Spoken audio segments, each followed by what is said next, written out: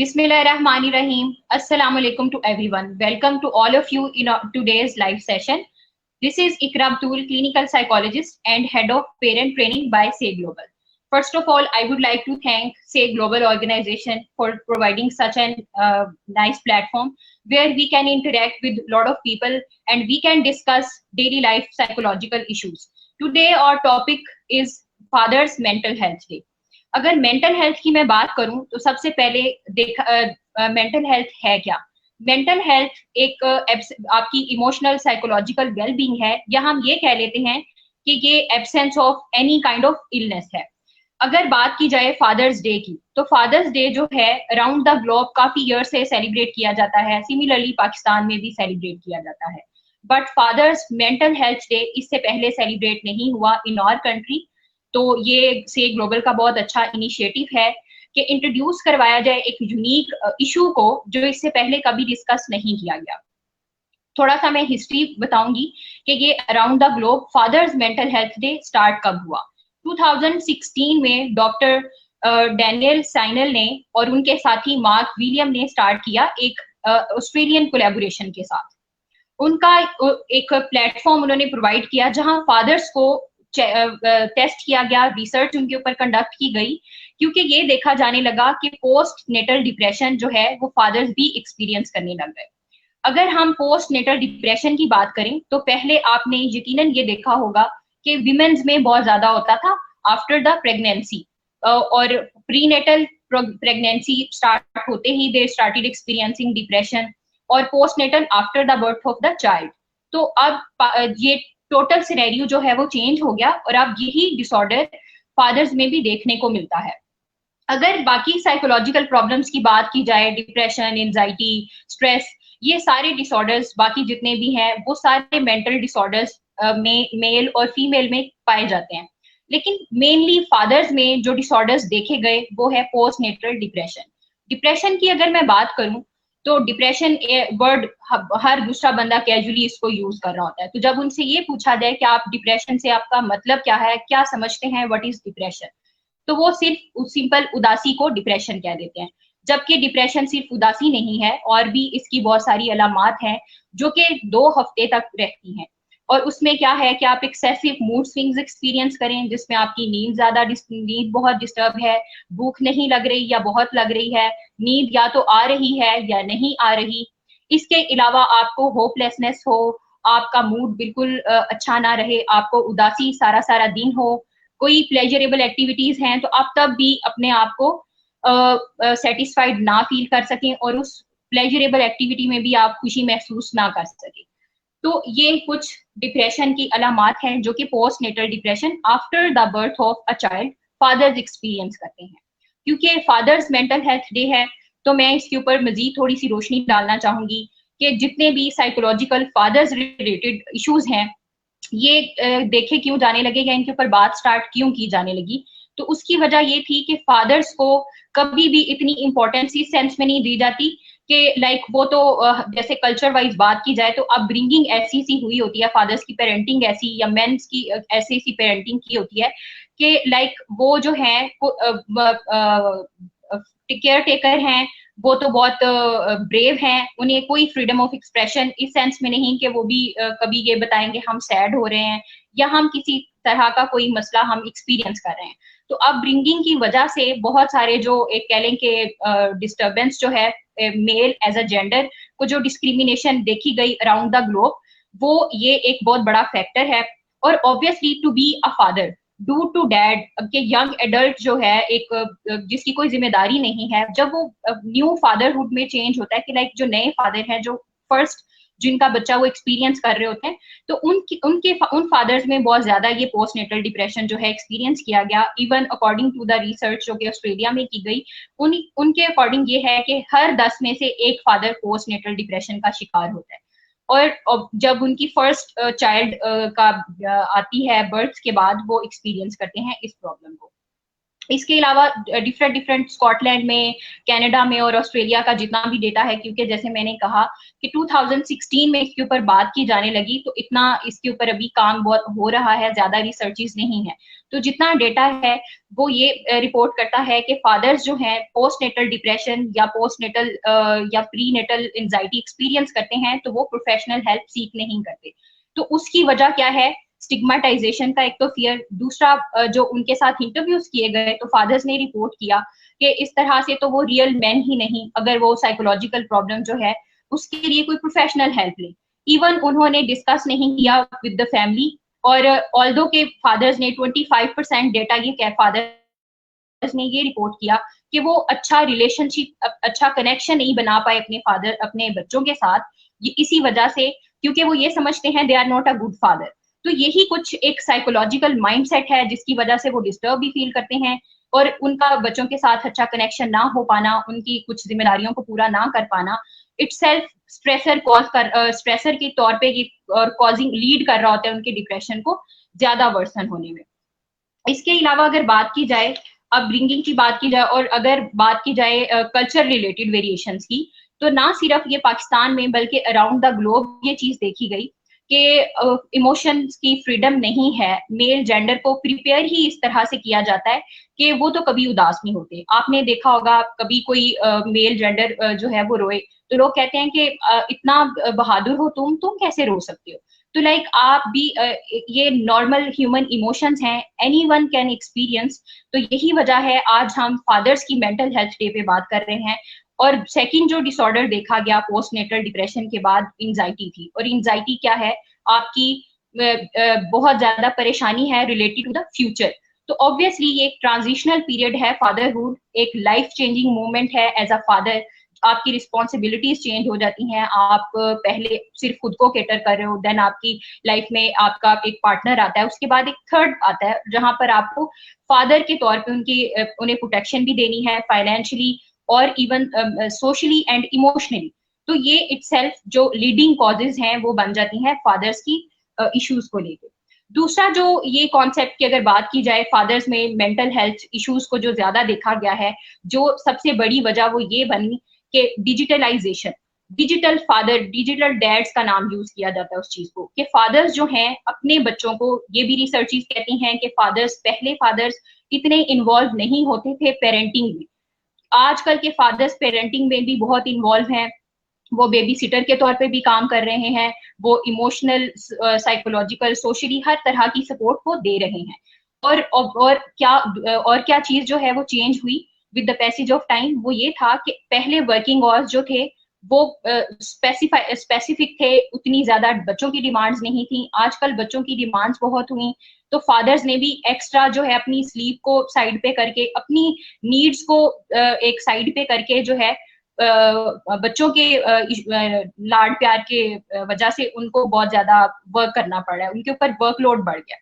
और दूसरा बच्चों से रिलेटेड ही या फैमिली से रिलेटेड ये देखा गया कि lack of emotional and psychological support है फैमिली की, वो इस सेंस में कि आप उनके बर्डन को बर्डन ही नहीं समझते। लाइक हम डिस्क्रिमिनेट करते हैं, हमारी मदर्स जो है वो जितना भी काम कर रही हैं घरों पे, तो सारे बच्चे जो है मॉम को जो है वो प्रेज करते हैं, वो सारा दिन काम कर रही हैं, वो ये करें। फादर जो कि बाहर सारा दिन काम करते हैं ऑफिस में, जो भी लाइक बिजनेस है, कुछ भी है, एक्स्ट्रा आवर्स भी स्पेंड करते हैं, बट हम उस चीज को कभी रीइंफोर्स नहीं करते, हम उनके साथ क्वालिटी टाइम स्पेंड नहीं करते। तो ये कुछ चीजें हैं जिसकी वजह से फादर्स के साथ ऑल्दो के एक लगता है रिलेशनशिप आजकल बड़ा स्ट्रॉन्ग है, जबकि ऐसा नहीं है। प्रीवियस फादर्स की लाइक आज से डेकेड एंड 2 डेकेड बिफोर देखा जाए तो फादरहुड टोटली चेंज थी। ऑल्दो के फादर्स आपके साथ उतना कम्युनिकेशन लैकिंग थी, लेकिन रिस्पेक्ट का एलिमेंट और था। अगर कोई फादर को किसी भी किस्म का कोई मसला हुआ है तो तब बच्चों का एक उनको कंसर्न शो करने का स्टाइल डिफरेंट था। अब हम क्या है कि क्वालिटी टाइम का जो है वो कॉन्सेप्ट नहीं है। टाइम तो स्पेंड कर रहे हैं आज के फादर भी और जो कह लें कि बच्चे भी, लेकिन एक्चुअली वो सिर्फ टाइम स्पेंडिंग है, वो क्वालिटी टाइम नहीं है। वो यही वजह है कि फादर्स भी एक्स्ट्रा आवर्स लगा के अपनी स्लीप भी डिस्टर्ब कर रहे हैं, बस उसके बाद वो बच्चों के साथ थोड़ा टाइम स्पेंड किया, then they have to go to sleep, और जिसकी वजह से उनका एक जो स्ट्रॉन्ग कनेक्शन है वो नहीं हो पा रहा। डिमांड्स तो वो ऑल्दो पूरी उनकी हो रही हैं, दोनों पार्टीज की, लाइक फादर भी डिमांड पूरी कर रहे हैं, बच्चों को भी हर चीज जो है वो टाइम पे मिल रही है, लेकिन एक जो कॉन्सेप्ट है प्राइम टाइम का, जो एक क्वालिटी टाइम है, उसमें लैकिंग है। तो अगर बात की जाए व्हाट इज और इस चीज को डील कैसे किया जाए, कैसे फादर्स की मेंटल हेल्थ को एज अ फैमिली बेटर किया जाए, या अगर वो किसी किस्म के कोई इमोशनल डिस्टर्बेंसेस एक्सपीरियंस कर रहे हैं तो कैसे उनको हेल्प आउट किया जाए। तो आज के सेशन में मैं आपको एक टिप बताने जा रही हूँ जो कि क्वालिटी टाइम का कॉन्सेप्ट है। अगर आप इसकी प्रैक्टिस करेंगे तो आप डेफिनेटली देखेंगे कि ये कई आपके बहुत सारे इश्यूज को जो वो है रिजॉल्व करने में मददगार साबित होगा। और that concept is mental quality time और प्राइम टाइम। क्वालिटी टाइम हम किसे कहते हैं? क्वालिटी टाइम जो है वो ये है कि आप अपने दिन का कोई एक टाइम डिसाइड करें जिसमें आप अपने फादर के साथ बैठें और फादर अपने बच्चों के साथ बैठें, और वहां पर सिर्फ आपकी बात हो। आप अपने फादर से पूछ सकते हैं उनका पूरा दिन कैसा गुजरा, उनके दिन में आज अच्छा क्या हुआ, दिन में कुछ बुरे अगर कोई चीज हुई तो बुरा उन्होंने क्या एक्सपीरियंस किया। सिमिलरली फादर्स अपने बच्चों के साथ क्वालिटी टाइम जो है वो स्पेंड करें, उनसे पूछें उनकी सारा दिन की एक्टिविटीज क्या रही, उन्होंने क्या सीखा। तो इस तरह से क्या होगा कि आपका एक स्ट्रॉन्ग बॉन्ड बनेगा और आप कनेक्शन ज्यादा स्ट्रॉन्ग फील करेंगे, इमोशनल कनेक्शन। लाइक फिजिकली तो हम साथ होते हैं, but we are using phone, social media पे लगे हुए हैं, फादर्स भी और बच्चे भी। तो वो लग रहा होता है कि हम साथ तो बैठे हुए हैं, लेकिन एक्चुअली हम फिजिकली प्रेजेंट तो हैं but mentally and emotionally connected नहीं होते। तो जो प्राइम टाइम का एक कॉन्सेप्ट है या क्वालिटी टाइम का कॉन्सेप्ट है, इसको आप एक्सपीरियंस करें। अपने दिन का कोई एक टाइम स्पेंड करें जहां पर सिर्फ आप अपनी बात करें, अपनी बात, फादर अपनी बात, और बच्चे आपस में एक दूसरे के साथ कम्युनिकेट करें, ताकि हम जितने भी ये इमर्जिंग इश्यूज हैं, साइकोलॉजिकल इश्यूज हैं जो कि रिलेटेड टू फादर्स हैं, उनको ओवरकम कर सकें। और आज फादर्स मेंटल हेल्थ डे पे मेरा आपके साथ एक प्रोफेशनल मैसेज, जो मैं एज अ प्रोफेशनल आपको मैसेज देना चाह रही हूँ, वो यही है कि फादर को ऑन करना सीखें। वो माँ से किसी भी एंगल से कम नहीं है, बल्कि वो हमारी हर जरूरियात का ख्याल रखते हैं। तो हमें भी उनकी एज अ चाइल्ड हमारी जिम्मेदारी है कि हम अपने फादर का जो है वो बहुत ज्यादा ख्याल करें, और उसमें उनका साइकोलॉजिकली भी उनके साथ जो है अपना कनेक्शन, इमोशनल कनेक्शन जो है वो डेवलप करें। और उम्मीद है कि आपको आज के सेशन जो है इंफॉर्मेटिव लगा होगा। आप अपने फादर्स के साथ अपने रिलेशनशिप को रीडिफाइन करेंगे कि पहले रिलेशनशिप आपका कैसा है, और अब आप इस सेशन के बाद उसको रीडिफाइन करें काइंडली कि वाकई में आप उनके साथ इमोशनली कनेक्टेड हैं, आप उनके साथ साइकोलॉजिकली कनेक्टेड हैं। तो डेफिनेटली और क्वालिटी टाइम को प्रैक्टिस करें तो you will see the change. अब मैं दावत दूंगी, एक क्लिनिकल साइकोलॉजिस्ट हैं हमारे साथ, मिस फिजा बतूल, जो कि क्लिनिकल साइकोलॉजिस्ट हैं और हेड ऑफ मैनेजमेंट है से ग्लोबल में। तो मैं उनके साथ उनका कुछ देखूंगी कि वो एज अ प्रोफेशनल क्या हेल्प कर रही हैं अपने फादर को to be healthy and a nice father. तो can we have miss Fiza? अस्सलाम वालेकुम मिस फिजा। वालेकुम अस्सलाम। मिस इकरा, कैसी हैं आप? मैं बिल्कुल ठीक ठाक, आप सुनाएं। अल्हम्दुलिल्लाह, अल्लाह का शुक्र। बहुत शुक्रिया आपका बुलाने का, से ग्लोबल के का भी और आपका भी, कि आपने बुलाया इस निहायत अहम तरीन टॉपिक पे बात करने के लिए। Thank you so much for joining us. अच्छा मिस फिजा, सबसे पहले तो मुझे आप ये बताएं कि फादर के साथ आपका रिलेशनशिप कैसा है? मिस इकरा, जब हम रिपोर्ट्स लिखते थे ना तो हमें दो लफ्ज आते थे फादर का या मदर का रिलेशनशिप बताने के लिए, कंजीनियल पैटर्न और अनकंजीनियल। हम वहीं तक फिक्स रहते थे। फिर जब फील्ड में आए और बहुत सारी चीजें देखी कि नहीं, कंजीनियल और अनकंजीनियल, यानी कि मैं लोगों को बता देती हूँ, ये यानी कि बहुत क्लोज या बिल्कुल ही डिस्टेंट रिलेशन, वो चीज नहीं होती। चीजें ब्लैक एंड व्हाइट में नहीं होती। बहुत दफा आपको जो है ऐसा बंदा, बाप एक वो चीज है, हम कई दफा कहते हैं अपने माँ बाप को रिगार्ड उस तरह नहीं दे पाते, खास तौर पे बाप को। जब माँ की सब बता रहे हो कि खिदमत करनी चाहिए, ये सब चीजें, तो कहीं बाप बेचारा वो सारी हमारी ख्वाहिशात पूरी करने में और वो फाइनेंशियल प्रेशर और उन सब चीजों में दब जाता है। तो अल्हम्दुलिल्लाह मेरे वालिद का मेरे साथ इतना अच्छा रिलेशन है कि मैं कह सकती हूँ, जैसे आपने बात की कि अगर हम इमोशनली कनेक्टेड है ना, तो एक बेटी और बाप का सबसे बेहतरीन रिश्ता वो है कि अगर हम एक दूसरे से अपने मसाइल डिस्कस कर सकते हैं, अपनी बात हम समझ सकते हैं कि वालिद इस बात को समझ जाएंगे। और अब सबसे इंपॉर्टेंट चीज है मेंटल हेल्थ। अगर आपके वालिद आपके साथ कैथारसिस करते हैं और आप उनके साथ कैथारसिस करते हैं, तो उससे ज्यादा बेहतर रिश्ता कोई नहीं है। तो अल्हम्दुलिल्लाह I am blessed to have a father. मेरे फादर वैसे एक मैं आपको बताऊं कि वो एक स्कॉलर हैं, और उसके अलावा वो पंजाब यूनिवर्सिटी में एक हाई रैंक पे वो फुल प्रोफेसर हैं। तो एक एक वो बाप होना जो हाई अचीवर है, उसके मयार की बात करना और इस तरह करना कि घर में भी प्रोफेसरशिप रहे, वैसी चीज नहीं है। वो हमेशा मोहब्बत से, और ऐसी चीज नहीं है कि जैसे माँ बाप कहते हैं ना, हमारे माँ बाप के साथ हमारी बहुत सारी मेमोरीज हैं, ऐसी हैं स्वीट वाली। मेरा नहीं ख्याल मेरी उस तरह की स्वीट वाली मेमोरीज है, लेकिन लर्निंग वाली और इस तरह की मोहब्बत वाली, जो कि मैं कहती हूँ या मैं फील करती हूँ, या वो जो लोगों को शायद उस तरह नजर ना आती हो, या वो जैसे बाप अमूमन दिखाते हैं, वैसी मेमोरीज नहीं है। लेकिन ऐसी सारी लर्निंग्स, ऐसी सारी बातें जो मेरा ख्याल है मेरी शख्सियत में मेरे अंदर गड़ गई हैं, वो उन्हीं की सिखाई हुई हैं। अच्छा मिस फिजा, आपके ही जवाब से मुझे एक क्वेश्चन माइंड में आया है कि अगर हाई अचीवर फादर्स की बात करें, तो आपको क्या लगता है कि जो वो फादर्स जो इतने ज्यादा हाई अचीवर्स नहीं हैं और जो हाई अचीवर्स फादर हैं, उनकी क्या मेंटल स्टेट में कुछ डिफरेंस है? कुछ कहेंगे आप इसके बारे में? देखिए, ये केस टू केस वेरी करती है चीज, जरूरी नहीं है। एक अच्छा बाप वो है जो कि अपने बच्चे के मुताबिक मयार रखे, ना कि अपने मुताबिक उसके लिए मयार रखे। अगर तो बहुत ज्यादा हाई अचीवर एक पेरेंट को हम देखते हैं, लेकिन वो अपने बच्चों को इतना एज दे रहा है कि हाँ ये मेरा बच्चा इस एज का है तो इसको टाइम लगेगा, तो मैं कहती हूँ कि वो बहुत अच्छी चीज है। लेकिन अगर दूसरी तरफ आप देखें, नॉन अचीवर से मुराद ये कि बहुत ज्यादा पढ़े लिखे नहीं है, या बहुत सारी सक्सेस उन्होंने अचीव नहीं की है, लेकिन वो बच्चों के लिए इतने अनरियलिस्टिक गोल रख दें, या जैसे आप देखती हैं माँ बाप कहते हैं जी हम तो बने नहीं डॉक्टर, तो बच्चे बन जाएं या बहू आ जाए। तो ये चीजें फिर उनके बच्चों के लिए मुश्किल हो जाती हैं। जो बाप होना और बेबाप और बच्चों वाला जो ताल्लुक है, उसमें आपको प्रोफेशन को आपको एक साइड पे रखना होता है, और सिर्फ उन बच्चों पे प्रेशर आपने नहीं डालना होता। कहीं कई जगह हम देखते हैं हाई अचीवर बाप जो है वो बच्चों को मुश्किल में डाल चुके होते हैं कि माशरे में जी हमारा मकाम है, आप हमारे बच्चों के उससे पहचाने जाओगे कि फलाने का बच्चा जा रहा है, डॉक्टर का बच्चा जा रहा है।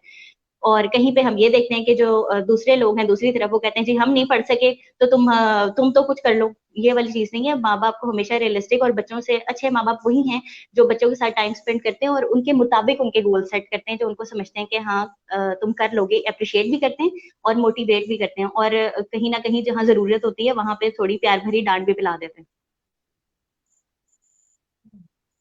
बिल्कुल आपने ठीक कहा, क्योंकि फादर्स का डे है आज और फादर्स की मेंटल हेल्थ पे बात हम कर रहे हैं।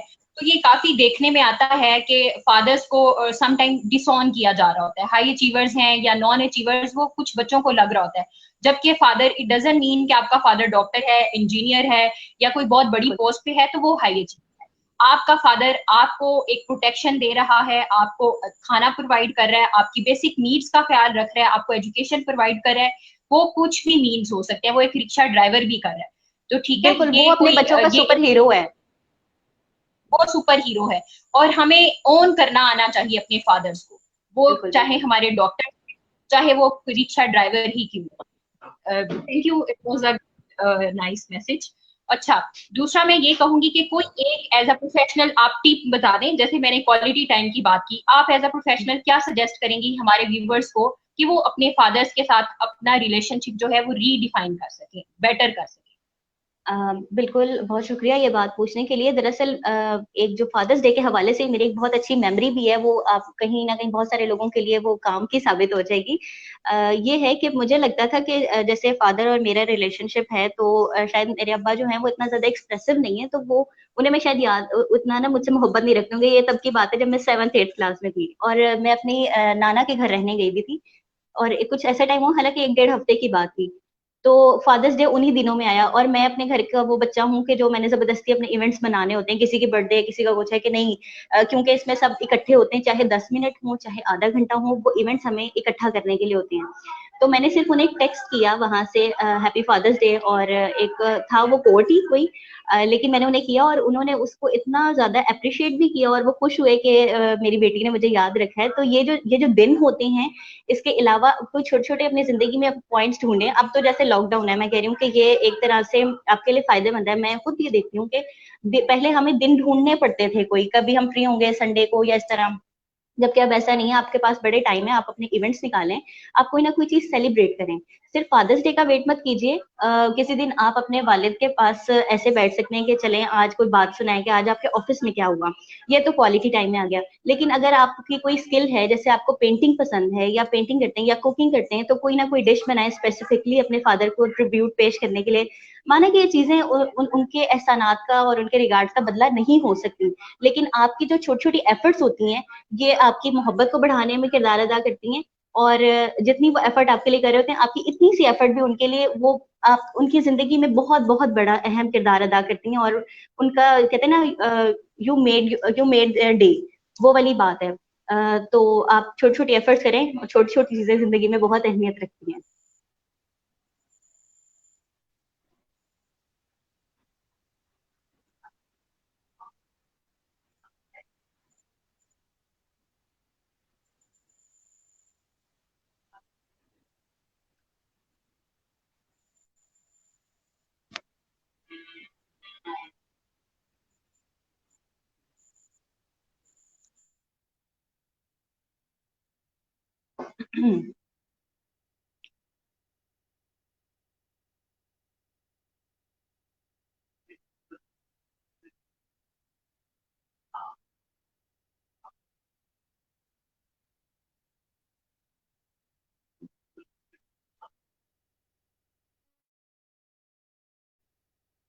बेसिकली आप मुझे सुन पा रही हैं तो काइंडली रिस्पॉन्ड कीजिए।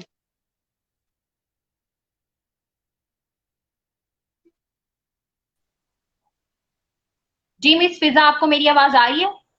जी जी बिल्कुल, मैं सुन पा रही हूँ। ये हम रहते हैं जहाँ पे, जाहिर है पाकिस्तान में कनेक्शन के इश्यूज चलते ही रहते हैं, तो मैं आई कैन रिलेट। बिल्कुल, ये कुछ इन्वायरमेंटल फैक्टर्स है ड्यूरिंग द लाइफ। चले खैर, बट यही हमें थैंक यू। हावी नहीं होने देने, यही मेरा मैसेज है कि अपने माँ बाप के साथ जो टाइम तो गुजारनेंगे, लेकिन अगर आप ज्यादा टाइम नहीं निकाल सकते, आप रोज को आधा घंटे को नहीं फिक्स कर सकते, तो छोटी छोटी एफर्ट्स करें। कुछ खाने को बना दिया, कुछ उनके लिए उनके उनके पाँव दबा दिए, उनका सर दबा दिया, उनसे बातें सुन ली, उनसे कोई उनकी फेवरेट चीज डिस्कस कर ली। ये बहुत सारी इंपॉर्टेंट चीजें हैं जो मैटर करती हैं। थैंक यू सो मच, बहुत अच्छा, बहुत it was a great lovely message from your side. Thank you so much for joining us. Thank you okay so जी, much for inviting me. Next we thank okay thank you so much. Next, we have three father guests. First of all, I would like to introduce Sir Atif Sheikh. He is Executive Director at Bannu Organization, Bannu Mukhtar Group, sorry. Welcome, sir, in our show.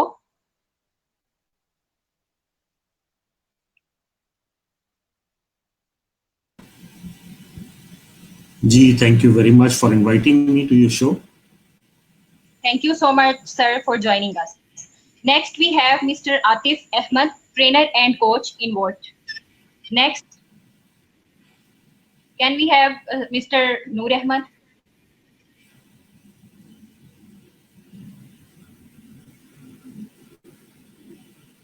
Assalamu alaikum, sir. Walaikum Assalam, Ikra Batul. Thank you so much for having me here. Thank you so much, sir, for joining us. Next, we have Sir Ahmed Abdullah.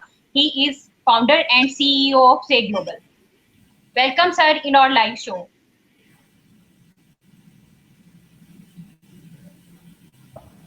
Thank you. Assalamu alaikum, and thank you for inviting me.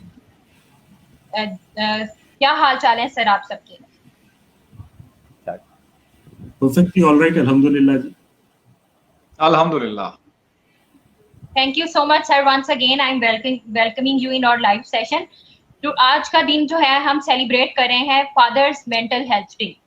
तो सबसे पहले तो मैं आपसे ये कहना चाहूंगी कि आप थोड़ा सा डिफाइन करें मेंटल फादर्स की मेंटल हेल्थ को लेके। जी सर आतिफ। जी, फादर्स की मेंटल हेल्थ के मुतालिक अभी मैं आपका, चूंकि पहले जो आपने एक इंट्रो दिया, वो मैंने सुना, बगौर सुना। और मैं ये कहता हूँ जी कि हम कोई भी काम करने लगते हैं तो उसके लिए अपने आप को प्रिपेयर करते हैं। कोई भी रिलेशनशिप, कोई हमने इवन कोई प्रोक्योर करनी है, कोई चीज बाजार से जाके खरीदनी है, उसके लिए हम अपना माइंड मेकअप करते हैं कि हम जाएंगे, ये चीज चेक करेंगे, उसके बाद ये क्वालिटी के हमारे ज़हन में पैरामीटर्स होंगे, फिर हम एक डिसीजन करेंगे कि हाँ हम ये चीज लेने जा रहे हैं या हम इसको रिजेक्ट कर रहे हैं। इतने अहम डिसीजन जिंदगी के, शादी, आगे फिर यानी पेरेंटहुड, ये यानी कि इसके ऊपर तो हम कोई तैयारी नहीं कराते हैं लोगों की। यानी आप ये देखिए कि क्या होता है कि जी कहा जाता है कि जी ये दो हजरात, ये जनाब, ये आपस में इन हजरत और इन खातून की शादी हो रही है और दैट्स ऑल, बस सेलिब्रेशन एंड दैट्स ऑल। जी, नहीं कोई काउंसलिंग नहीं, नथिंग एट ऑल। इसी तरह से पेरेंटहुड की जब बारी आती है तो फिर कहा जाता है कि जी ठीक है जी, बस माँ बाप बन गए, लेकिन उसके लिए प्रिपरेशन क्या है? जब प्रिपरेशन नहीं है, आपको पता नहीं है कि आप एक इतने इंपॉर्टेंट, इतने क्रिटिकल रिलेशनशिप में एंटर होने जा रहे हैं, जब प्रिपरेशन के बगैर जाएंगे तो फिर जाहिर है कि मेंटल हेल्थ भी जो होगी उसके बाद, तो वो हमारे सामने है। तो इसके लिए मैं यही कहूंगा कि हमें प्रिपेयर करना है। और हमारी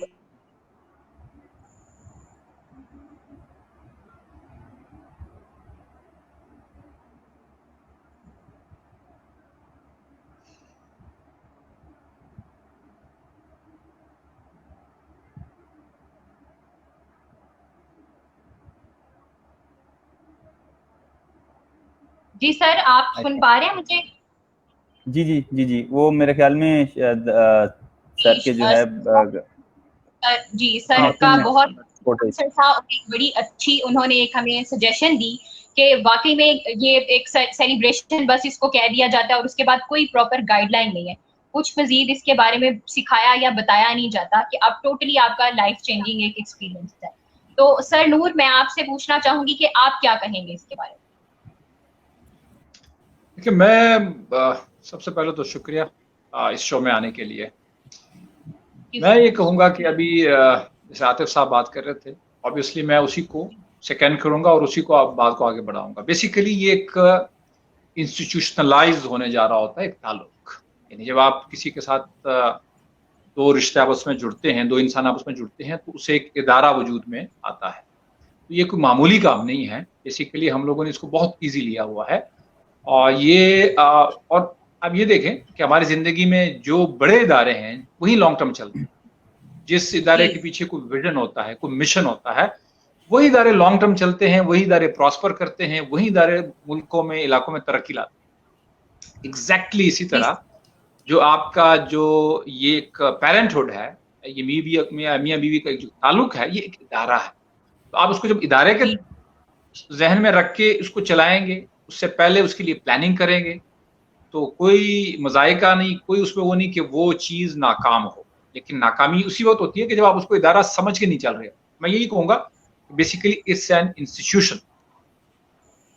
सही बात है सर, बिल्कुल आपने ठीक कहा। जैसे डू टू डैड की बात है तो आप मतलब क्या है कि फैमिली प्रिपेयर ही नहीं करती, टोटली आपका ट्रांजिशनल पीरियड है, लाइफ चेंजिंग इवन आपका एक पेरेंटहुड, एक फादरहुड स्पेशली। तो बहुत अच्छी बात आपने भी सजेस्ट की और बात की कि हमें इस चीज के ऊपर बहुत ज्यादा नजरसानी करने की जरूरत है और गाइडलाइन प्रोवाइड करने की जरूरत है। यही क्वेश्चन मैं इसका आंसर सर अहमद आपसे लेना चाहूंगी। जी बिल्कुल, जिस तरह नूर साहब ने और आतिफ साहब ने जो है बात की, किसी भी मुल्क का, किसी भी शहर का, किसी भी सोसाइटी का जो बिल्डिंग ब्लॉक है वो घर है। वहाँ से ये तमाम चीज़ें स्टार्ट होती हैं। अगर आप बात करते हैं कि अच्छा मुआशरा, तो वो जो ग्रास रूट लेवल पे है वो एक घर है, वहाँ से वो सारी चीज़ें स्टार्ट होती हैं।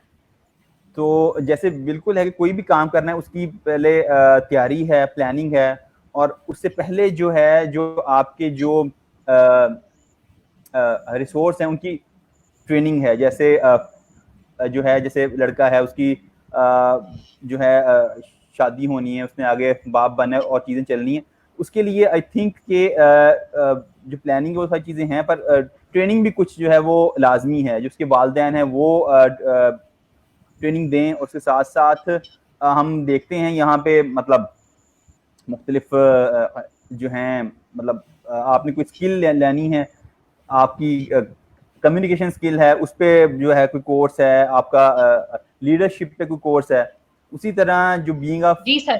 फादर क्या चीजें देखनी चाहिए, क्या चीजें जो हैं वो होनी चाहिए।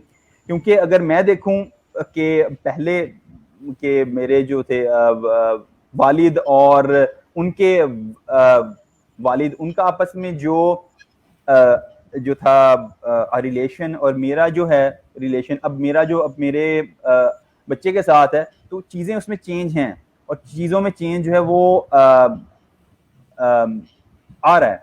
आपके जो हैं मुआशरे के जो हैं डायनामिक्स में और बिहेवियर में कैसी बॉन्डिंग जो है वो होनी जी चाहिए। तो इसीलिए ये फादर का जो मेंटल हेल्थ है, इसका कॉन्सेप्ट है और ये चीजें स्टार्ट हुई हैं।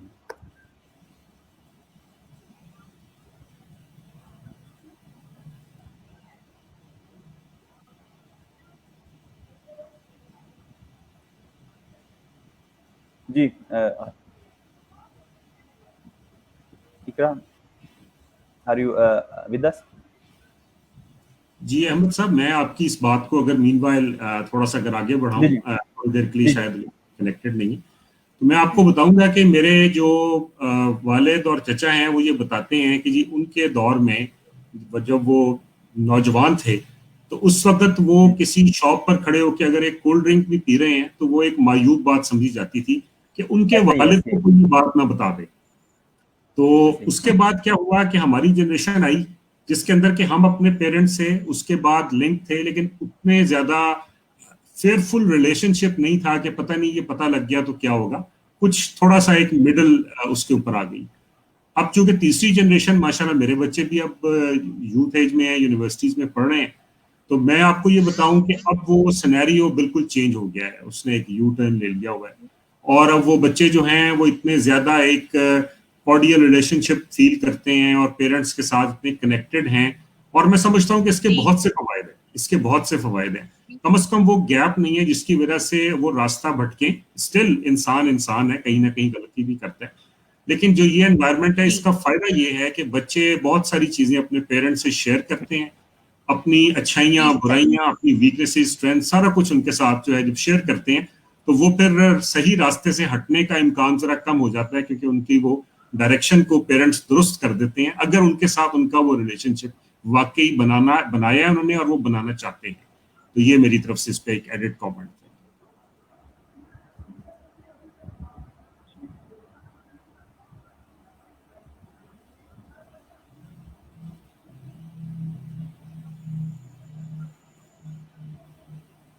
जी सर, बिल्कुल ठीक आपने कहा। नो डाउट पेरेंटहुड जो है ये रिलेशनशिप रीडिफाइन हुआ है। आजकल के फादर्स जो हैं ज्यादा अटैच हैं as compare to previous fathers. तो तब थोड़ा ये होता था कि एक ही बस फादर ने, मतलब डंडा सिस्टम था और तरह से, आजकल फादर बहुत और तरह से ट्रीट कर रहे हैं। पेरेंटिंग स्टाइल रीडिफाइन हुए हैं। तो जैसे वो पहले आपने इसके ऊपर बात की थी, तो वो डेफिनेटली मैं उसको दोबारा रिपीट करना चाहूंगी ताकि हमारी ऑडियंस जो है वो ऐसी चीजों को प्रैक्टिस करें। प्री मैरिटल काउंसलिंग और इसी तरह से प्री पेरेंटहुड भी काउंसलिंग जो है वो होनी चाहिए। Thank you so much sir. अब नेक्स्ट मैं क्वेश्चन आपसे ये पूछना चाहूंगी कि to be a father, fatherhood एक एहसास कैसा है? जी सर, इरफान मैं आपसे ही स्टार्ट करूंगी और उसी तरह फिर मैं बाकी। देखिए जी, सबसे पहली बात तो ये है कि यकीनन वो एक जो खास तौर से मैं बात करूंगा जब हम फर्स्ट टाइम पेरेंट बनते हैं, तो being a father for the very first time, तो वो तो एक इंसान को बहुत खुशी होती है एक साइड पर माइंड के, और दूसरी साइड पर जो है वो फेयर्स होते हैं कुछ, कि अब हम इस रिलेशनशिप में जा रहे हैं और इसके कुछ चैलेंजेस भी होंगे, इस बच्चे का ब्रॉटअप भी करना है। अच्छा, फिर उसको कोई राइट से, लेफ्ट से, कहीं से जो है वो एक आती है, ऐसी चीजें आती हैं फैमिली के कुछ लोगों की तरफ से और जगहों से कि जो कि उनको गाइड तो कर रही होती है लेकिन समटाइम्स मिस गाइड ज्यादा कर रही होती है। तो ये बहुत इंपॉर्टेंट बात है कि क्या चीज उसने लर्न करनी है, क्या चीज उसने ओमिट करनी है, और क्या चीज लर्न करने के बाद, एक्सपीरियंस करने के बाद अनलर्न करनी है। तो ये 3 चीजें मेरे ख्याल में एक पेरेंट को हर वक्त एक फादर के ज़हन में चल रही होनी चाहिए, इसको फिल्टर करते रहना चाहिए हर वक्त, तो तभी वो शायद सक्सेसफुली अपना रिलेशनशिप चला सकते हैं, वरना शायद वो ट्रायल एंड एरर के चक्कर में टाइम जिंदगी गुजर जाएगी।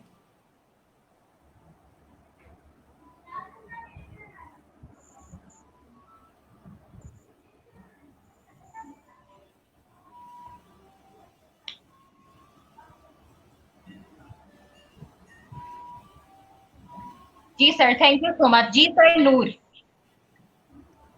हाँ, मैं इस बारे में ये कहूँगा कि टोटली एक चेंज आपकी ज़िंदगी में आता है। फॉर एग्जांपल जब 9/11 नहीं हुआ था तो 9/11 से पहले की दुनिया एक और दुनिया थी जी, और 9/11 के बाद दुनिया चेंज हो गई। एग्जैक्टली इसी तरह इस वक्त हम एक पैंडेमिक की सिचुएशन में हैं, और उससे पहले आप देख लें, चंद 2 महीने पहले की बात है, 2 महीने पहले हमारी जिंदगी कुछ और थी। जी बिल्कुल सर। और एग्जैक्टली 2 महीने हमारी जिंदगी टोटल चेंज हो गई। ऐसे हमें तसव्वुर भी नहीं किया था कि हमारे साथ क्या होना। एग्जैक्टली इसी तरह जब आप इस इंस्टीट्यूशन में आते हैं, पेरेंटहुड के इंस्टीट्यूशन में जब आते हैं, तो आपकी जिंदगी में एकदम से एक चेंज आता है, जिसको मैं कहता हूँ पैराडाइम शिफ्ट कहते हैं। आप बिल्कुल आपकी जिंदगी एक नई जिंदगी होती है।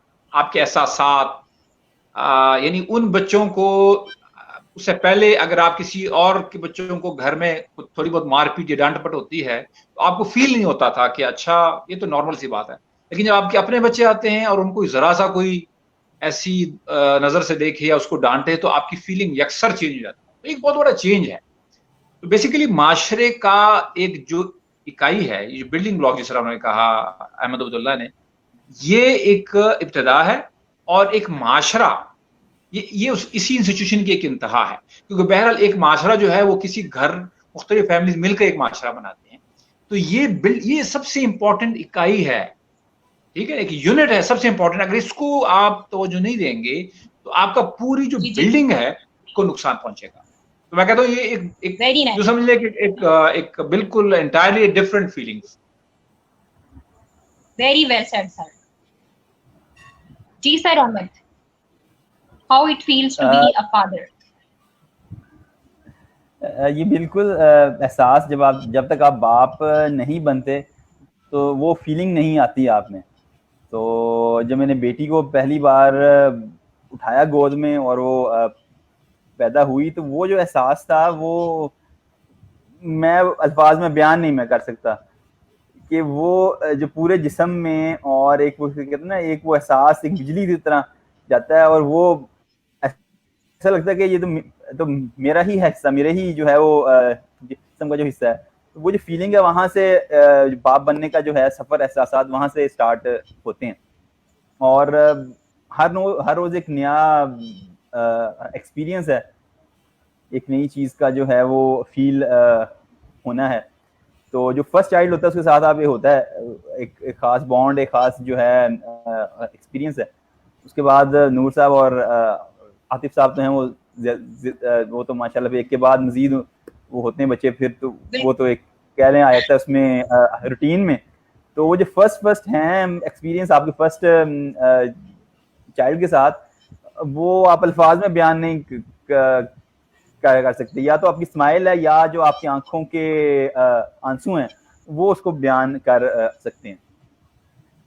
और दूसरा मैं बात ये कहना चाहूँगा कि जब हम हर चीज़ की प्लान करते हैं जॉब में और घर में भी, तो जब आपका बच्चा फर्स्ट है या सेकंड जो भी, तो उसमें भी आप थोड़ा सा आप जो है ज़रा प्लान करें कि उसकी एजुकेशन क्या होगी, किस तरह उसको लेके चलना है। आपका अपना एज अ फादर विजन क्या है कि आपका बच्चा 5 साल बाद 10 साल बाद बड़ा क्या हो, मतलब वो तो जो अल्लाह को मंजूर है वही होना है, लेकिन आपका एक विजन है, उस हिसाब से फिर आप अपने बच्चे को लेके चलते हैं, वो चीज़ें सिखाते हैं, उसको ट्रेन करते हैं, और वो है तमाम चीज़।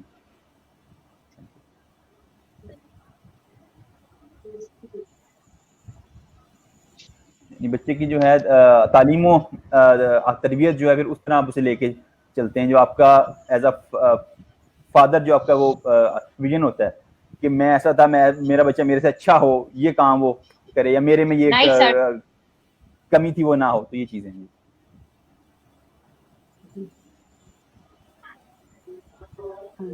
Thank you sir. हम नेक्स्ट क्वेश्चन की तरफ Nice, मूव बहुत करते हैं। अच्छा आपने भी एक्सप्लेन किया sir. Fatherhood no doubt it's जी। सर आतिफ खान साहब से मैं ये पूछूंगी कि हम, जैसे आपने शुरू में एक बड़ी अच्छी बात की थी कि हमारे वालिद के ज़माने की बात है कि बोतल पर खड़े होकर दुकान पर खड़े होकर बोतल पीना ही बड़ी अजीब सी मायूब सी बात समझी जाती थी। तो सर ऐसी कोई चीज जो आप एक लिंक है ना एक पिछली वाली नस्ल और अगली वाली नस्ल के दरमियान, क्या आपने ऐसी कोई चीज महसूस की हो कि आपके वालिद जो थे आपके साथ उनका रिलेशन और आपका अपने बच्चों के साथ, उसमें कोई एक की फैक्टर या कोई ऐसी चीज हो जो आपको लगे कि पहले वालिद ऐसे होते थे, इस चीज से मैं डिफाइन कर सकता हूँ, और अब जो है ये चीज बदल गई है या इवॉल्व हो गई है या मजीद बिगड़ गई है? तो कुछ ऐसी मेमोरी या कुछ तरह की बात हमारे नॉलेज में हम इजाफा कीजिए। जी जरूर। जो बात हम बचपन से सुनते थे वो ये कहते थे कि जो बड़े थे, जो हमारे ग्रैंडफादर या ग्रेट ग्रैंडफादर जो थे, वो कहते थे कि जरा बच्चों को सख्ती से रखना, ये बिगड़ जाएंगे। ये बात जो है ना, ये हमारे पेरेंट्स को, हमारे ग्रैंड पेरेंट्स को, उनके पेरेंट्स, तो आगे से ये 2-3 जनरेशन में ये बात बड़ी कॉमनली चलती रही। इनको खींच के रखना, इनको छूट ना देना, ये बिगड़ गए तो क्या बनेगा। तो ये बहुत अरसा, तो कई डेकेड्स तो ये पहले इस तरह से रही। उसके बाद जब हमारे पेरेंट्स थे तो उन्होंने थोड़ा सा अपने आप को उस शिकंजे से आज़ाद करवाया और उन्होंने हमें थोड़ी सी लिबर्टी उसके मुकाबले में दी।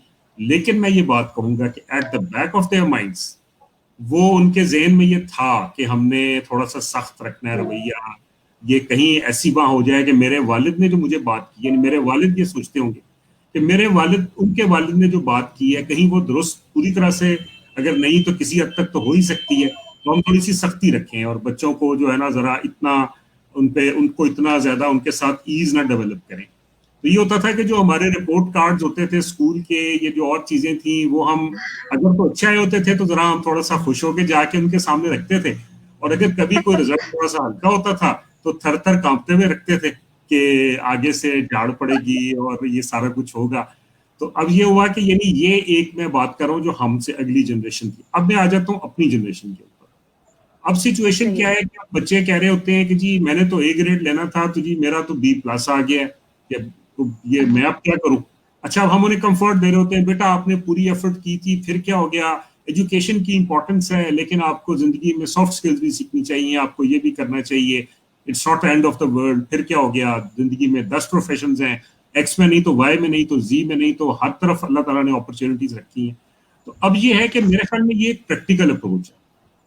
हम अगर अपने बच्चों को इतना लिमिटाइज कर देंगे और उनके ऊपर इतनी ज्यादा बाउंड्रीज क्रिएट कर देंगे कि जिसके अंदर के वो पूरी तरह से अपनी स्किल्स को बाहर ना ला सकें और वो एक मेंटल बर्डन का शिकार रहें, तो मेरे ख्याल में हम अगली जनरेशन से कुछ अच्छा एक्सपेक्ट नहीं कर सकते। तो ये हमें करना ये होगा कि हमें ट्रस्ट करना होगा। मैं इस बात पे पूरा जोर दूंगा कि हमें ट्रस्ट करना होगा अपनी जनरेशन के ऊपर कि वो उनमें बहुत अच्छी, उनके अंदर बहुत ज्यादा उनका जो माइंड है वो फर्टाइल है, वो बहुत कैपेबल जनरेशन है। हम इन बच्चों को देखते हैं, ये दुनिया में कहीं जाते हैं, मेरे रिलेटिव्स के अंदर, मेरे दाएं बाएं जितने लोग भी पाकिस्तान से बाहर हायर एजुकेशन के लिए गए हैं, सब ने बड़ा जबरदस्त वहां परफॉर्म किया है। और जो लोग जॉब्स पे हैं वो बहुत अच्छा परफॉर्म कर रहे हैं, जो बच्चे आजकल उसमें हैं। तो मैं ये कहता हूँ कि हमें इन पर ट्रस्ट करना चाहिए। हम उनको ठीक है, हम इनको मॉनिटर करें, यानी हम इनको मॉनिटर करें कि ये क्या कर रहे हैं, ये किस तरफ जा रहे हैं, और जिस तरफ हमें लगे कि हाँ ये गलत डायरेक्शन है, इनको हम गाइड कर दें, इनको बता दें कि ये रास्ता जो आप लेने जा रहे हैं इसका आगे से एंड रिजल्ट ये हो सकता है, इसके बारे में सोचें, तो उनके साथ डिस्कस करें। और एक आखिरी बात मैं इस पे ये ऐड करूंगा कि अपने आप को अक्ले कुल ना समझें। आजकल के बच्चों का विजन भी बहुत अच्छा है, वो बहुत इंटेलिजेंट बच्चे हैं, वो बाज़ वक़्त आपको वो बातें बता रहे होते हैं कि जो आपने नहीं सोची होती।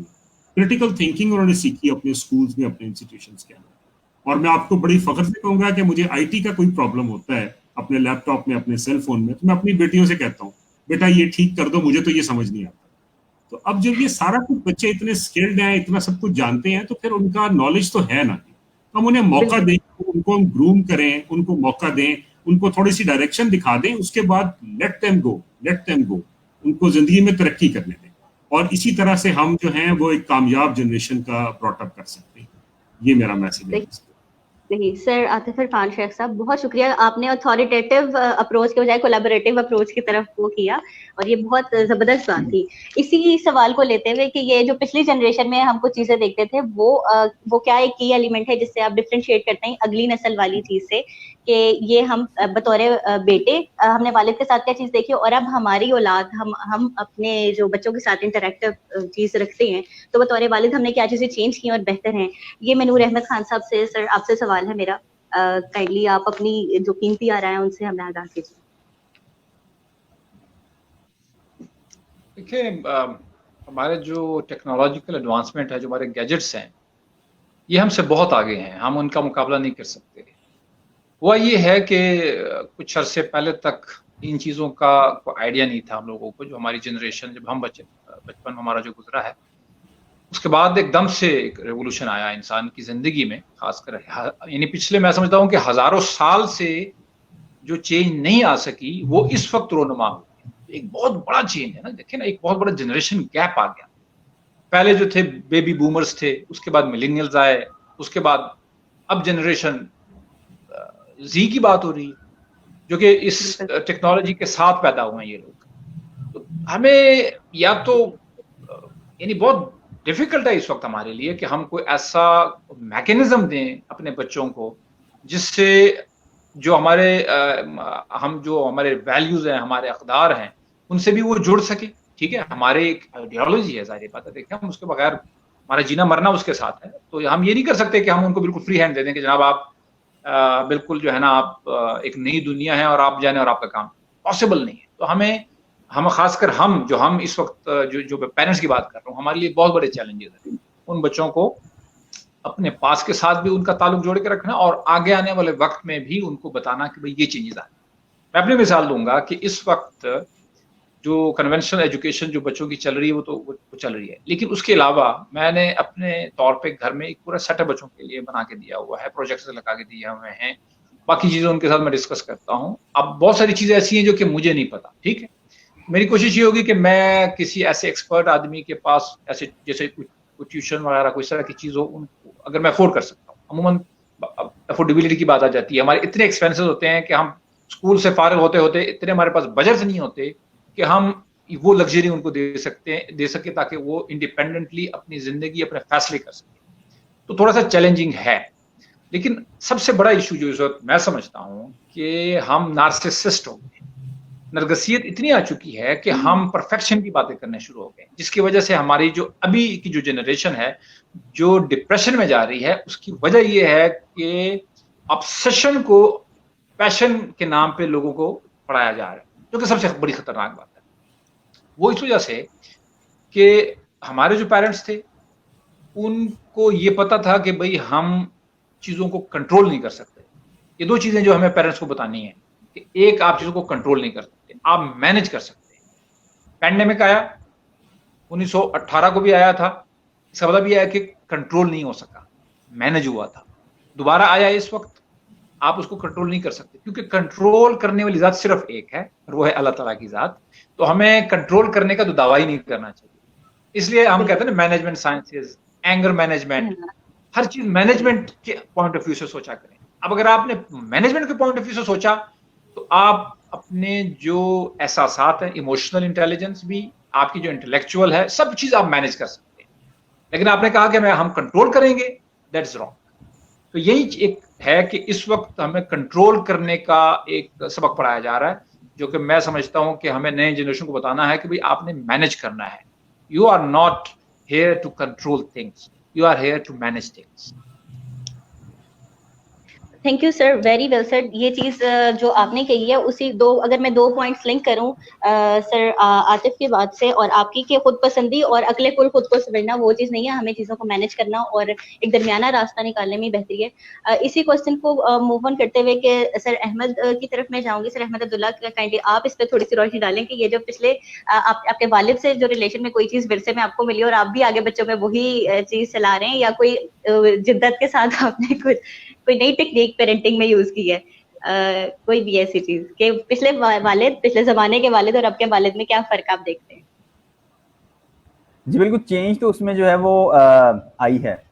विद टाइम, यानी जो हमारी जो हमसे पहले की हमारे जो वालदैन हैं या जो उनके वालदैन हैं, तो उसमें जिस तरह अभी नूर साहब ने की बात, जो आम अमूमी जो मुआशरे में है कि वालदैन जो कहते हैं कंट्रोल कि आपने ये करना है, आपने ये बनना है, और वो कंट्रोल और प्रेशर के जिस तरह जो है रोबोट हैं, तो वो चीज़ें वैसी नहीं हैं।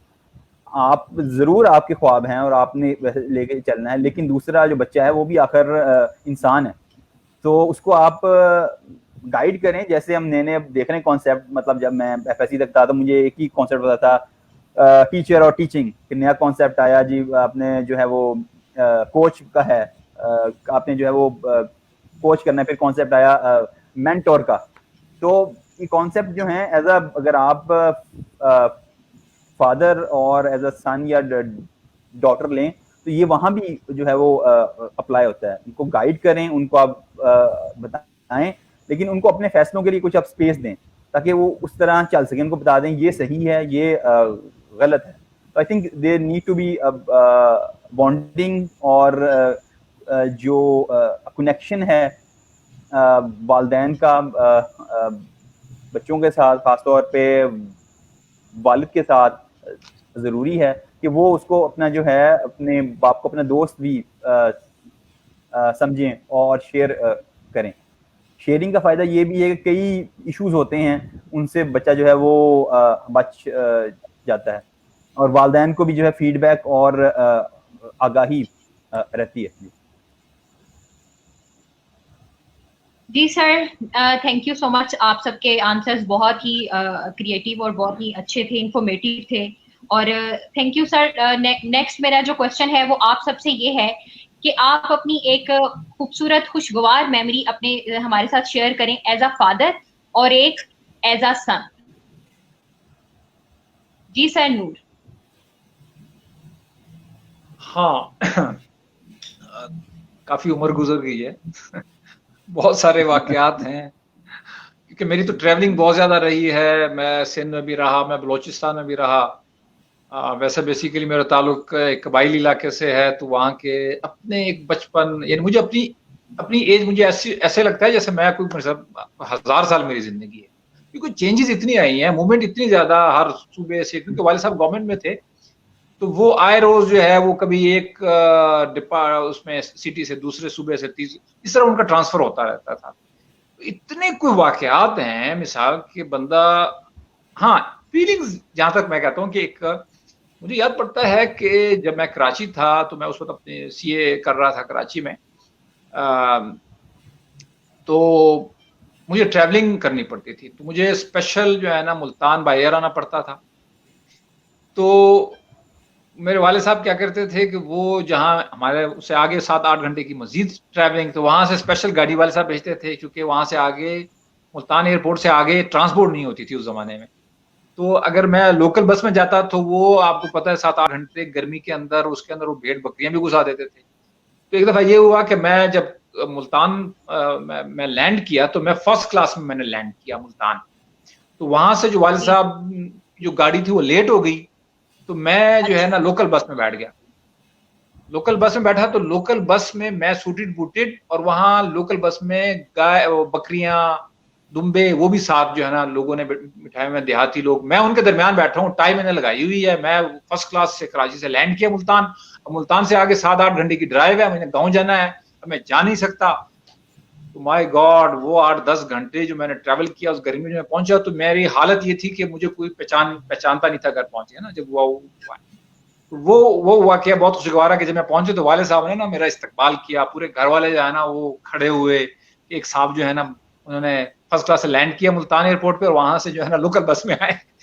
तो इस तरह के बहुत सारे ऐसे वाकयात हैं, और वो एहसासात और वो खुशी और वो उनका रिस्पेक्ट देना और वो एंजॉय करना, मैं समझता हूँ कि ये एक छोटा सा है। बाकी तो अगर आप उस पर मैं जाऊंगा तो बहुत टाइम लग जाएगा। तो ये तो हो गया एज ए सन। अच्छा, अब दूसरा आपने कहा एज ए फादर। जी, एज ए फादर मैं उसको, हाँ, उसको मैं थोड़ा सा ना एक होलिस्टिक अप्रोच में करूंगा कि जब मेरी पहली बेटी पैदा हुई पहली, तो उस वक्त जो मेरी फीलिंग्स है ना वो मैं नहीं बयान कर सकता, यानी वो उससे ज्यादा मैं समझता हूँ कि मेरे लिए कोई खुशी का मकाम ही नहीं। हाँ, वो दैट वाज द एंड।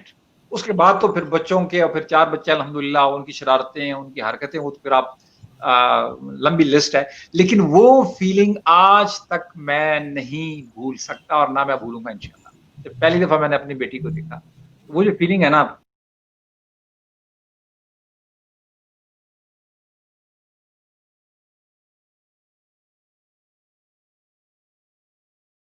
जैसे इन्होंने नूर अहमद खान साहब ने कहा कि जी जिंदगी भरी पड़ी है वाकयात से, तो वाकयात तो बेशुमार हैं, लेकिन कुछ ऐसे मौके होते हैं कि जिसके ऊपर इंसान ये सोचता है कि जी ये तो एक इतनी बड़ी बात हो गई मुझसे और मुझे इसके ऊपर मेरे वालिद ने कुछ भी नहीं कहा। और मतलब मैं आपको एक अगर वाकया इसके बारे में बताऊं कि जब मैंने बाइक खरीदी, उन्होंने मुझे खरीद कर दी यूनिवर्सिटी लाइफ में, तो मुझे चूंकि बाइक चलानी नहीं आती थी, तो मतलब मैंने कहा जी मुझे साइकिल चलानी आती है, तो उन्होंने कहा कोई बात नहीं, चलो मैं तुम्हारे पीछे बैठता हूँ, तो इट्स वेरी सिंपल, तो तुम उसी तरह चलाओ। अब जब कोई फर्स्ट टाइम बाइक चलाता है तो उसको ये एडजस्टमेंट नहीं पता होती कि उसने उसका जो एक्सेलरेटर है उसको कितना घुमाना है और क्लच किस तरह से छोड़ना है। तो जब मैंने ये काम किया तो वो आगे से मोटर बाइक खड़ी हो गई, और वो मैं तो खैर समहाउ गिरा नहीं, लेकिन मेरे वालिद पीछे जो थे वो बुरी तरह से जाके गिरे और उनका सर बड़ी बुरी तरह हिट किया रोड से। अब मुझे ऐसा लगा कि जी ये तो एक तो वैसे होता है कि जी वालिद गिरे हैं और ये इनको चोट लग गई है और वो सारा, और दूसरा मैंने कहा कि ये कहेंगे क्या मुझे कि तुमने किया क्या। तो वो एक होता है ना डबल किस्म की इंसान एक उससे प्रेशर से गुजर रहा होता है कि अब क्या होने वाला है और क्या हो गया मुझसे। तो उस पर वो बड़े मुस्कुराते हुए उठे चोट लगने के बावजूद, बड़े ही स्माइलिंग फेस के साथ, और कहते हैं चलो दोबारा ट्राई करते हैं। तो ये वाकया जो है ना जी, ये यानी एक फादर की उससे, यानी आप ये देखिए कि ये मुझे आई थिंक कि एटलीस्ट अगर मैं ऐसे कहूंगा कि ये 30 साल 35 साल पुराना वाकया है, लेकिन आज मेरे लिए उतना ही फ्रेश है कि जितना कि उस वक्त था। इसी तरह से अगर मैं अपने बच्चों का देखूं तो वो ये था कि माएँ जरा थोड़ी सी बाज़-औक़ात सख्ती करती हैं बच्चों के ऊपर, खासतौर से बच्चियों के ऊपर, कि जी ये जरा इनको इतनी ज्यादा हम इनकी आदतें खराब ना करें, कल को जो है वो लाइफ आगे से कैसी आनी है। तो मुझे याद है कि एक हम बच्चों के एक शॉप पर गए, तो वो वाइफ मेरी ने कहा कि नहीं नहीं ये चीज बिल्कुल नहीं लेनी, खबरदार। तो बच्चियां मेरी तरफ देखने लग पड़ी कि ये जो है अच्छा चले। अच्छा, मैंने उनको इशारा किया कि अभी चुप कर जाओ थोड़ी देर के लिए।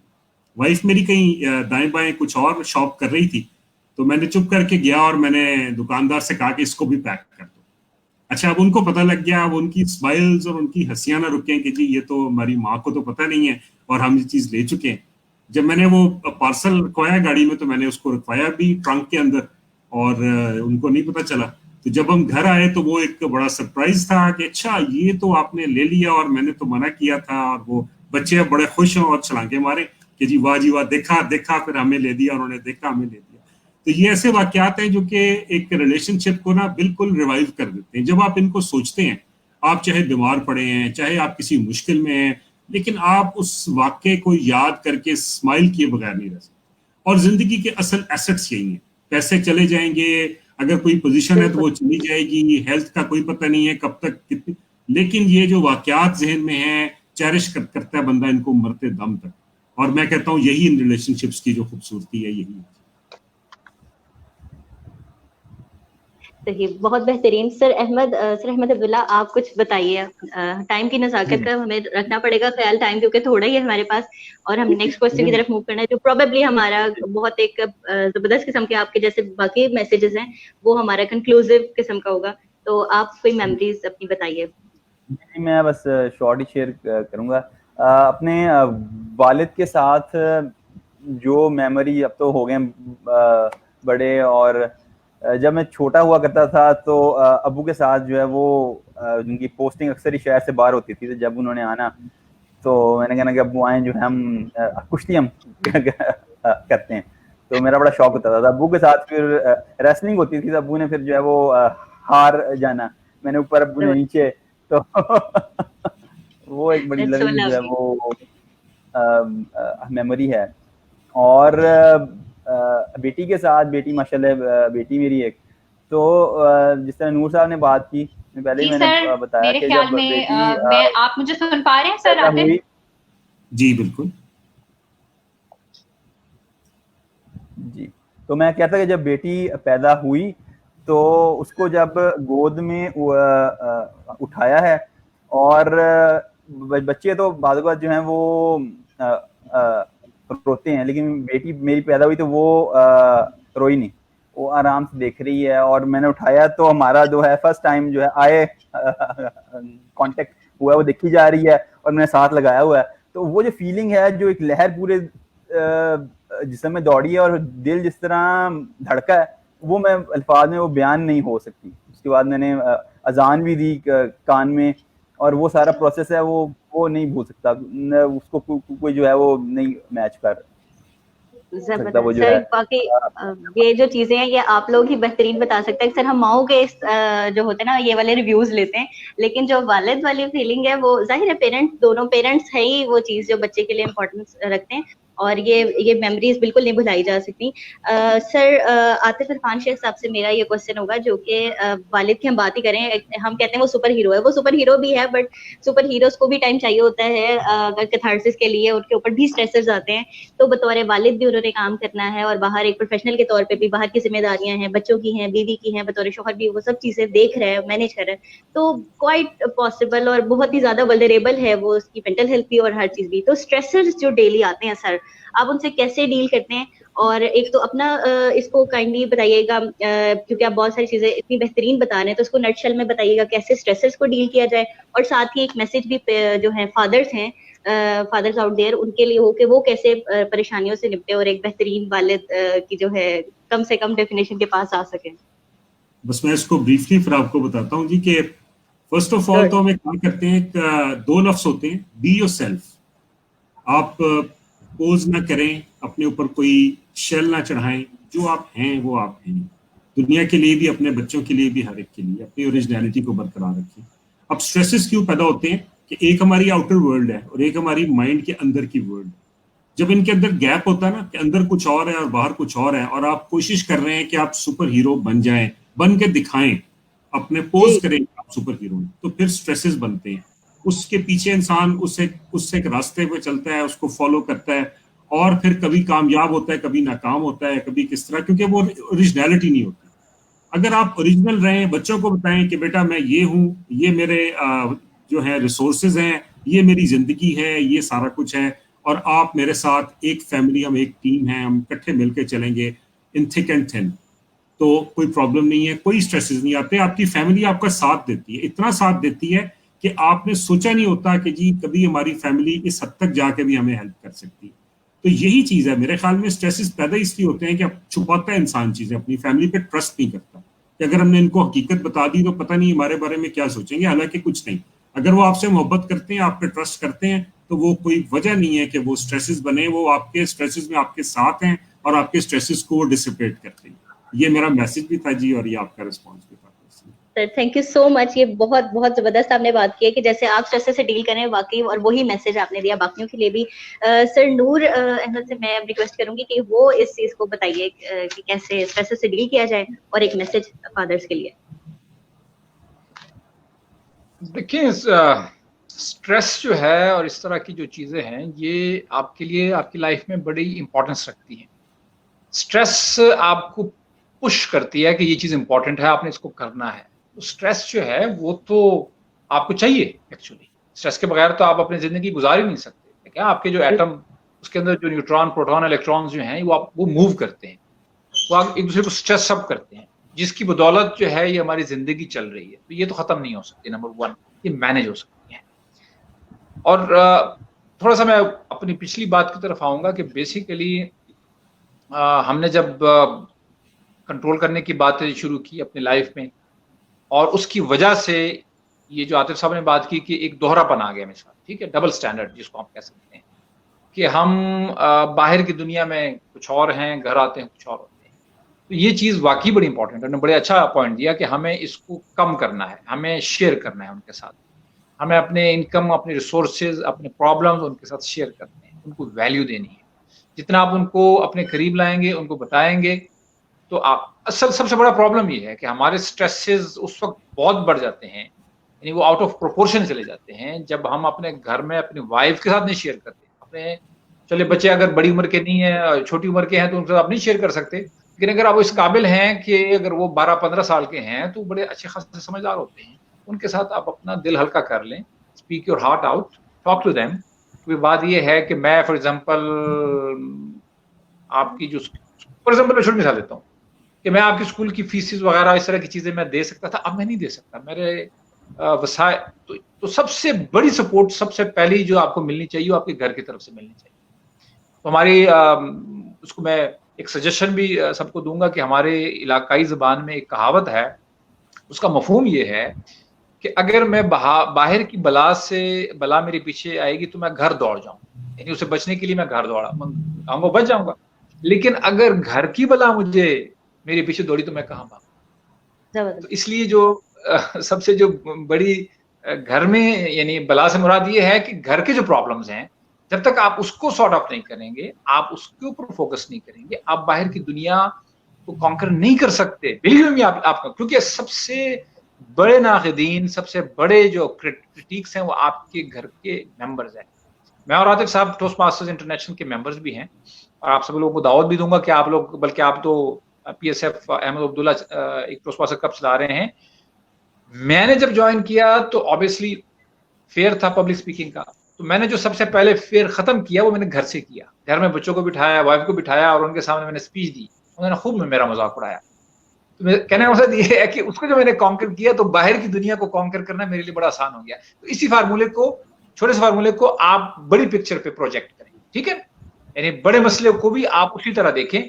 तो मुझे उम्मीद है इंशाल्लाह कि आपके जो स्ट्रेसेस हैं वो मैनेज हो सकते हैं, खत्म नहीं हो सकते। बिल्कुल ठीक, बिल्कुल ठीक। ये जो शुरू से आपने बात की थी कंट्रोल नहीं करना, हमें मैनेज करना है, उसको बहुत बेहतरीन तरीके से आप जो है ना अंजाम तक लाएं। तो sir Ahmed Abdullah, be yourself और बी एट योर सेफ जो है हम इसको कहते हैं ना सेफ प्लेस हमारा होम, और स्पीक योर हार्ट के बाद आपकी टैगलाइन क्या होगी कि स्ट्रेसर्स को कैसे डील करें, और फादर्स के लिए एक जबरदस्त सा मैसेज जो एक फादर की तरफ से फादर्स के लिए। जी, उसमें इस तरह से कि स्ट्रेस तो हैं और आते हैं और आएंगे, स्ट्रेस कहीं नहीं लगे जाने। अब पूरा दिन घर से बाहर हैं, अब आपने घर में आना है, तो या आप किसी वजह से फैमिली से दूर हैं, ठीक है ना, तो आपने फ़ोन पे करनी है बात, या आपने जो है वो वीडियो करनी कॉल, तो वो जो आपका थोड़ा सा जो कांटेक्ट आपने करना है फैमिली के साथ, तो उसमें आपकी जो है एनर्जी वो फुल होनी चाहिए। मतलब ये नहीं कि चलें आज मूड ऑफ है तो कल सही, क्योंकि लाइफ शॉर्ट है और लाइफ आप एक दफ़ा जीते हैं। जो लम्हा एक बार पास हो गया, गुजर गया, वो दोबारा नहीं आएगा। तो जो लम्हा आप गुजारे हैं अपने बच्चों के साथ, अपनी फैमिली के साथ, तो समझिए this is the last moment I have. तो full of enjoy, full of happiness, वो टाइम उनके साथ जो है वो स्पेंड करें। उस टाइम के लिए उस स्ट्रेस को साइड पे कर दें, ठीक है, वो है, वो तो रहेगा, वो तो कहीं नहीं लगा जाने, लेकिन जो टाइम है आपका क्वालिटी टाइम वो दें। वो जो आपकी स्माइल है और वो जो आपकी एनर्जी है वो फैमिली के साथ, वो बच्चों के साथ, और इवन कि आपके वालिदैन के साथ आपके बॉन्ड को जो है वो स्ट्रॉन्ग करती है। ट्राई करें और आप देखेंगे क्या क्या कमाल की जो है वो आपकी लाइफ में और आपकी घर में जो है वो चेंजेस आएंगी। सही सही सर। शुरू से जो अब 8:10 से शुरू होने वाला सेशन अब यहाँ पे वाइंड अप हो रहा है, तो ये एक बेहतरीन सेशन रहा है। It has been a lively plus informative, intellectual.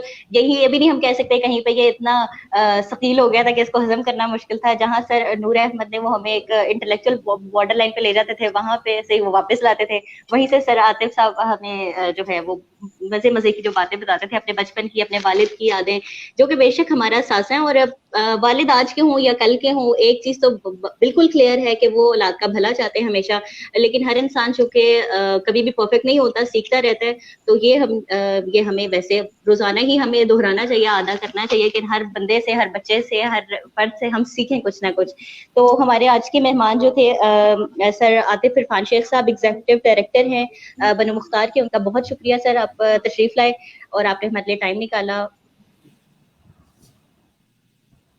Sir नूर अहमद खान साहब जो कि हमारे ट्रेनर और कोच इनोवेट में हैं, बहुत शुक्रिया सर, इतना टफ स्केड्यूल में से और अपनी बिजी लाइफ में से टाइम निकालने का बहुत शुक्रिया। और सर अहमद अब्दुल्ला से ग्लोबल के जो CEO हैं, हमेशा हमें टाइम प्रोवाइड करते हैं, जो भी बहुत शुक्रिया आप सबका। और लेकिन अभी हमारा सेशन एंड तो हो रहा है, लेकिन हम इसको एक खूबसूरत नोट पे और एक चीज पे एंड करते हैं, क्योंकि हमारे पास सरप्राइज पर सर अहमद अब्दुल्ला। तो मैं अपनी टीम से कहूंगी कि एक वीडियो प्ले कर दें, जो हमारे पास सरप्राइज वीडियो है सर की। तो वो एक ट्रिब्यूट भी है और उसको सब फादर, सब बच्चे रिलेट कर सकते हैं। और हम अपने सेशन को यहाँ वाइंड अप करते हैं। Thank you so much for all of you. और जो हमारी यहाँ पे ऑडियंस रही है उनका बहुत शुक्रिया, मिस इकरा और से ग्लोबल का, कि इन्होंने ये एक ये दिन मनाया और फादर्स को अहमियत दी। तो हम वीडियो की तरफ चलते हैं। Thank you. थैंक यू जी, बहुत शुक्रिया।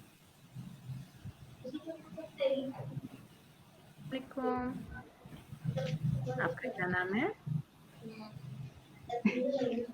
बाबा का क्या नाम है? कैसे लगते हैं आपके बाबा आपको? आपको अपने बाबा की क्या बात अच्छी लगती है? मेरे साथ खेलते हैं और मुझे बच्चे करते हैं, मेरे दोस्त हैं। और बाबा साहब की रिजेम्बलेंस है? क्या रिजेम्बलेंस है? जी, और आपके बाबा जैसे हैं? और आपने अपने बाबा को कोई मैसेज देना है? क्या मैसेज देना है? बाबा यहाँ पे नहीं है तो मैं पापा में करती हूँ।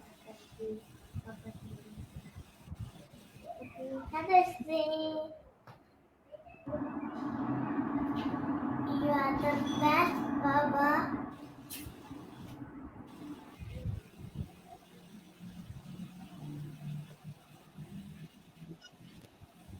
Thank you, ji. Thank you so much. This is the best, feeling and moment I could get. Thank you.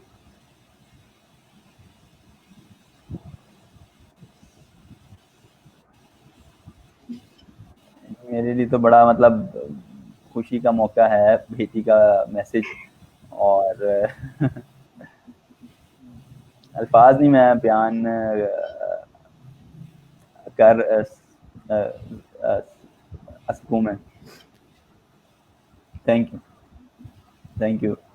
So adorable. अल्लाह ताला आप सबको, आपके बच्चों को, अपने बच्चों को देखे जिंदगी में एक्सेल करता हुआ।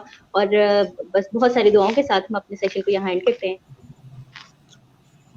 Sir, thank you so much, everyone. Sorry, that was the environmental factor I was having that issue about the session, but it was lovely talking to all of the fathers. और thank you so much जितनी भी audience ने हमें join किया उनका भी thank you. और यकीनन उन्होंने आज बहुत ज्यादा लर्न किया होगा। और फादर्स को नो डाउट हमें ऑन करना चाहिए, उन्हें हमें ट्रिब्यूट पेश करना चाहिए। फादर्स बहुत कुछ करते हैं और किसी एंगल से वो माओ से कम नहीं है। बाप एक गनी छाँव की तरह होता है। बस मैं इस बात पे एंड करूंगी। Thank you so much once again to all of you. Thank you. अल्लाह हाफिज। Okay. Thank you so much.